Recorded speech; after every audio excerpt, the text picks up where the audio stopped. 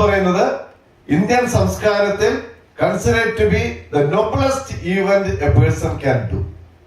ഒരു വ്യക്തിക്ക് ചെയ്യാൻ പറ്റുന്ന ഏറ്റവും കുലീനമായ പ്രവൃത്തിയാണ് വിദ്യാഭ്യാസം നേടുക എന്നത്.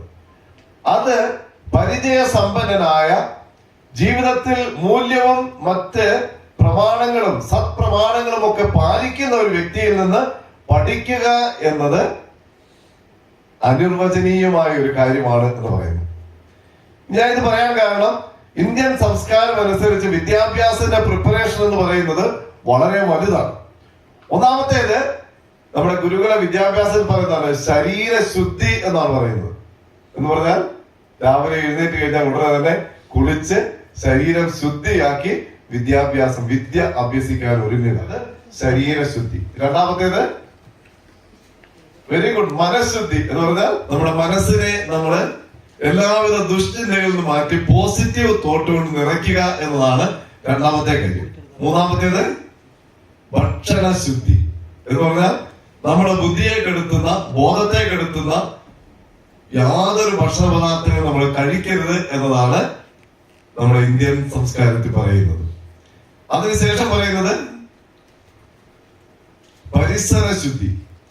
നമ്മുടെ വിദ്യാഭ്യാസം, നമ്മുടെ വീട്, നമ്മുടെ റൂം, ഇതൊക്കെ നമ്മൾ ശുദ്ധിയാക്കുക. പരിസര ശുദ്ധിയാണ് പിന്നീട് വേണ്ടത്.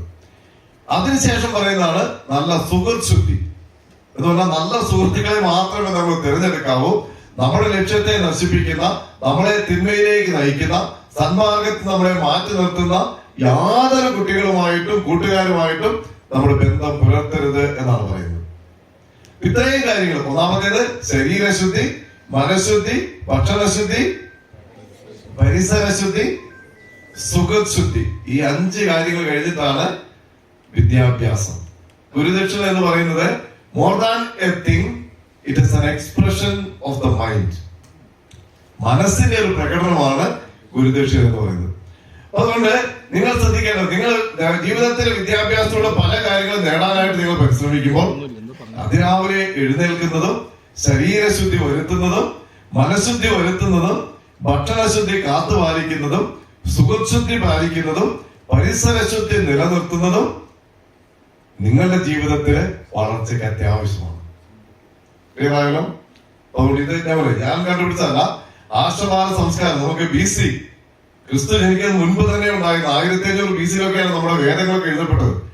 എഡ്യൂക്കേഷൻ ഫോർ ഫ്യൂച്ചർ എന്ന് പറയുന്ന ഡൽഹി മീഡിയ ഹൗസ് പബ്ലിഷ് ചെയ്തൊരു പുസ്തകമുണ്ട്. ആ പുസ്തകത്തിന് 81 മുതലുള്ള പേജുകളിൽ ഈ ലേഖനം നിങ്ങൾ കാണാൻ സാധിക്കും. 8-9 പേജുള്ള ലേഖനമാണ്. വളരെ വിശദമായിട്ട് എഴുതിയിരിക്കുന്നത്. കൂടുതൽ നിങ്ങൾക്ക് വായിക്കാവുന്നതാണ്.